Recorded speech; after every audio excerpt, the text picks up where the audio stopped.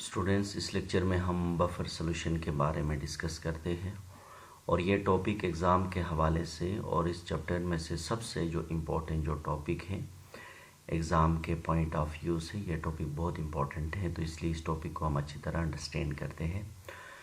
सबसे पहले हम बात करते हैं कि बफर सॉल्यूशन क्या है। देखें, वो सॉल्यूशन जिसमें स्मॉल अमाउंट में एसिड या बेस डालने से वो अपना पीएच को चेंज ना करे, तो ऐसे सॉल्यूशन को हम कहते हैं बफर सॉल्यूशन कहा जाता है।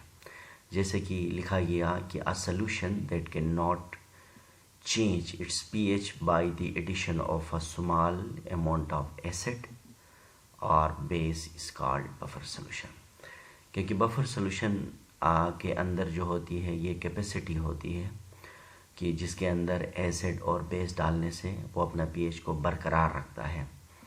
नॉर्मली जो बफर सॉल्यूशन एग्जिस्ट करते हैं इनका जो पीएच होता है वो हमारे पास तकरीबन 6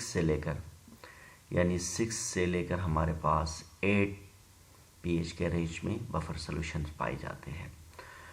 तो अब हम आगे डिस्कस करेंगे कि बफर सॉल्यूशन अपने पीएच को चेंज क्यों नहीं करते हैं। तो बफर सॉल्यूशन को समझने के लिए हम एक एग्जांपल की मदद लेते हैं, जैसे कि ह्यूमन ब्लड है। देखिए, ह्यूमन ब्लड का जो पीएच है वो हमारे पास, इसका जो पीएच रेंज है वो 7.35 से लेकर 7.45 के दरमियान में होता है।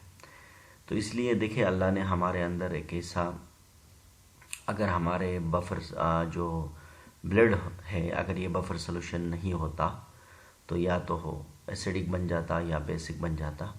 तो इसलिए हमारा जो ब्लड है ये क्या है, एक बफर सॉल्यूशन है, जहाँ हम बहुत सारे ऐसे खाने पीने की चीज़ें इस्तेमाल करते हैं, या तो वो एसिडिक होते हैं या बेसिक होते हैं, लेकिन फिर भी हमारा ब्लड का जो पीएच होता है वो बरकरार रहता है, यानी रिटेन रहता है। और रिटेन क्यों रहता है इंशाल्लाह इसके हवाले से हम आगे डिस्कस करते हैं। तो इसलिए human blood is the best example of the buffer solution.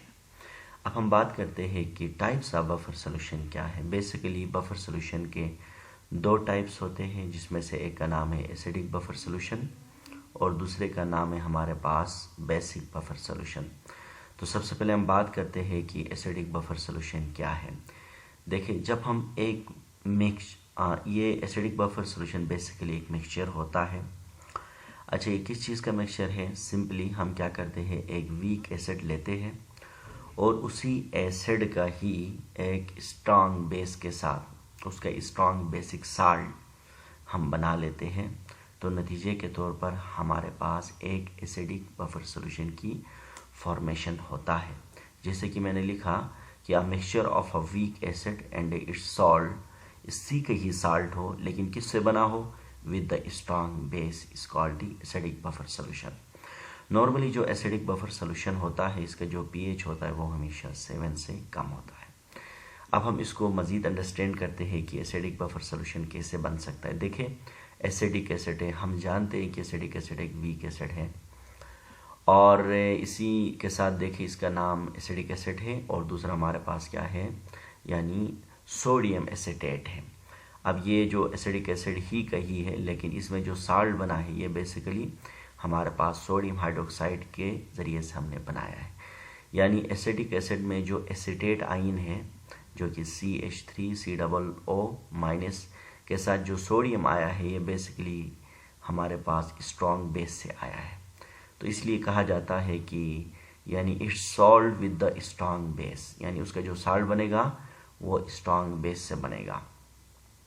तो इसी तरह से ये दोनों को हम जब कंबाइन करते हैं, मिक्सचर बनाते हैं, तो नतीजे के तौर पर हमारे पास एसिडिक बफर सॉल्यूशन की फॉर्मेशन होता है।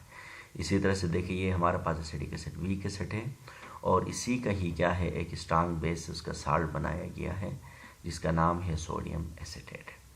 जबकि दूसरा हमारे पास क्या है, बेसिक बफर सॉल्यूशन। अच्छा, बेसिक बफर सॉल्यूशन क्या है? देखें, जब हम किसी वीक बेस और इसी का साल्ट ही हम बनाएं, किसके साथ, एक स्ट्रॉन्ग एसिड के ज़रिए से, तो नतीजे के तौर पर बनने वाला जो सॉल्यूशन होगा that will be known as the basic buffer solution. जो बेसिक बफर सॉल्यूशन होता है इसका पीएच हमेशा 7 से ज़्यादा होता है, यानी पीएच इज़ ग्रेटर देन 7। अगर हम इसको अल्फाज में बयान करें तो a mixture of a weak base and it's salt with the strong acid is called क्या है, बेसिक बफर सोल्यूशन है। इसके बाद देखिए इसका एग्जांपल हमारे पास क्या है कि हमारे पास हमें पता है कि अमोनियम हाइड्रोक्साइड एक वीक बेस है। पीरियोडिक टेबल में हमने पहले से ये बात आपको समझाते हुए आए हैं कि ग्रुप नंबर 1 और 2 के जो बेसिस होते हैं वो हमेशा स्ट्रांग होते हैं, उसके अलावा जितने बेस है वो हमेशा वीक होते हैं।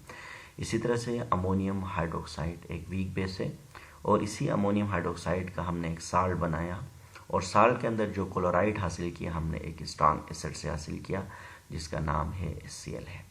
तो इसी तरह से देखिए ये हमारे पास क्या है, salt of the strong acid का है और ये हमारे पास क्या है, ये हमारे पास यानी एक वीक बेस है। जब हम एक वीक बेस और इसी का ही बेस का एक स्ट्रांग एसिड के साथ साल्ट बनाते हैं तो नतीजे के तौर पर एक मिक्सचर बन जाता है, तो that is known as the basic buffer solution.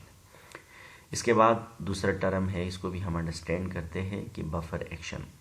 Buffer action क्या है, देखें सिंपली किसी भी बफर सोल्यूशन की वो सलाहियत, किसी भी बफर सोल्यूशन की वो एबिलिटी या वो कैपेसिटी जिसमें एसिड या बेस डालने से वो अपना पीएच को चेंज ना करे, यानी वो सलाहियत और वो कैपेसिटी और उस एबिलिटी, यानी किसी भी बफर सोल्यूशन का के अंदर एसिड और बेस डालने से वो अपना पीएच को चेंज ना करने की जो सलाहियत है, जो एबिलिटी है, जो कैपेसिटी है, उस एबिलिटी और कैपेसिटी को हम क्या कहते हैं, बफर सोल्यूशन कहते हैं। अब हम बात करते हैं कि बफर सोल्यूशन ये रेजिस्ट क्यों करता है, इसके अंदर ये बफर एक्शन, इसकी एबिलिटी कैसे पैदा हो जाती है। देखें हमने सिंपली एक एसिडिक बफर सोल्यूशन लिया, ये एक वीक एसिड है और ये हमारे पास क्या है, साल्ट है और स्ट्रॉन्ग बेस से बनी हुई है। देखिए ये वीक एसिड को जब हम तोड़ते हैं तो ये एसीटेट आयन बन जाता है और प्लस प्रोटॉन बनता है। इस साल्ट को जब हम तोड़ते हैं तो हमारे पास एसीटेट आयन प्लस सोडियम बन जाता है। अब हम क्या करते हैं, बाहर से हम एसिड डालते हैं, for example by adding the acidic buffer solution. जब हम एसिड डालेंगे तो ये एसिड क्या करेगा, इसका जो एसीटेट आयन, इसको एसीटेट बोलते हैं, एसीटेट आयन के साथ रिएक्ट करेगा प्रोटॉन, क्योंकि एसिड के अंदर प्रोटॉन होता है। दोबारा क्या होता है, हमारे पास एसिडिक एसिड की फॉर्मेशन होती है। इसका मतलब ये कि पहले भी एसिडिक एसिड था, अभी भी हमारे पास, बेशक हम HCl डालें, लेकिन आप HCl डालेंगे तो प्रोटॉन होगा इसके अंदर और वो प्रोटॉन अंदर एसीटेट आयन के साथ मिलकर क्या बनाएगा, दोबारा एसिडिक एसिड बनाएगा। इसका मतलब क्या हुआ, पहले भी एसिडिक एसिड था, अभी भी एसिडिक एसिड बना, तो इसका पीएच जो पहले थी वही क्या होगी, अभी भी वही पीएच होगी। अगर हम इसी एसिडिक एसिड यानी इसी एसिडिक बफर सोल्यूशन के अंदर अगर हम बेस डालें तो क्या होगा, देखें हमारे पास ये जो बफर सोल्यूशन है इसके अंदर आपको पता है कि एक एसीटेट हमारे पास है, दूसरा हमारे पास क्या है, प्रोटॉन है। अब हम जब बेस डालेंगे तो ये प्रोटॉन क्या करेगा, ये जो हाइड्रोक्सिल, क्योंकि बेस के अंदर हाइड्रोक्सिल होता है, आयन होता है, ये हाइड्रोक्सिल आयन क्या करेगा, प्रोटॉन के साथ रिएक्ट करेगा और रिएक्ट करने, ये बफर सोल्यूशन का प्रोटॉन है, रिएक्ट करने के बाद दोबारा वाटर बनाएगा और हमें पता है वाटर का जो पीएच है वो 7 है।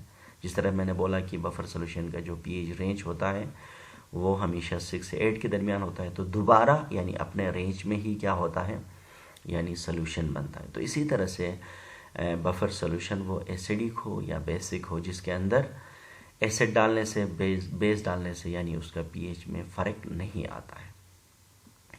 इसके बाद हम बात करते हैं कि बफर सोल्यूशन के एप्लीकेशन।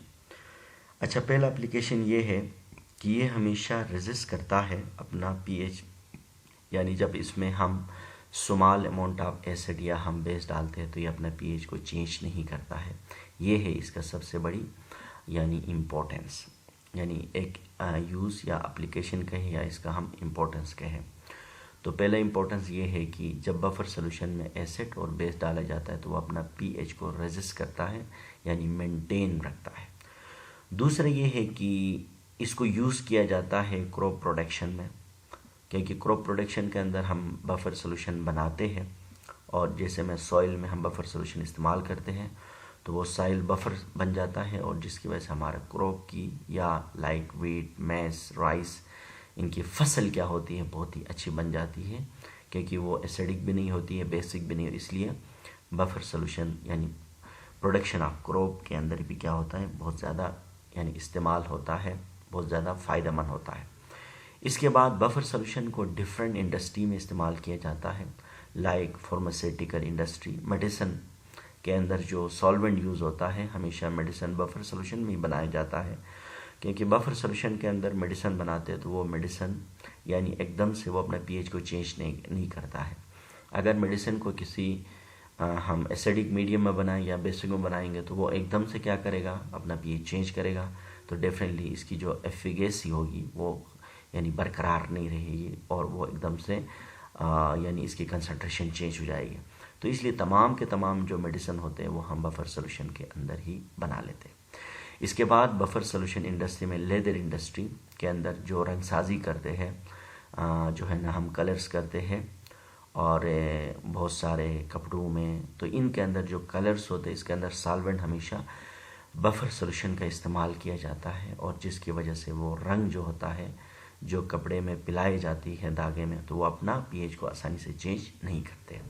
इसके बाद बफर सोल्यूशन को हम क्या करते हैं, यानी कैलिब्रेशन ऑफ पीएच, यानी जो पीएच मीटर्स होते हैं उनको हम उनका रीडिंग को ठीक करने के लिए, क्योंकि लेबॉर्ट्री के अंदर पीएच मीटर्स होते हैं जो कि सिंगल इलेक्ट्रोड पर मुश्तमिल होते हैं, तो इनकी रीडिंग एकदम आउट हो जाती है, और इन रीडिंग को दोबारा मेंटेन करने के लिए हम क्या करते हैं, बफर सोल्यूशन में इलेक्ट्रोड को डिप करते हैं, तो वो जो पीएच मीटर्स होते हैं वो अपना रीडिंग को क्या करते हैं यानी बरकरार रखते हैं।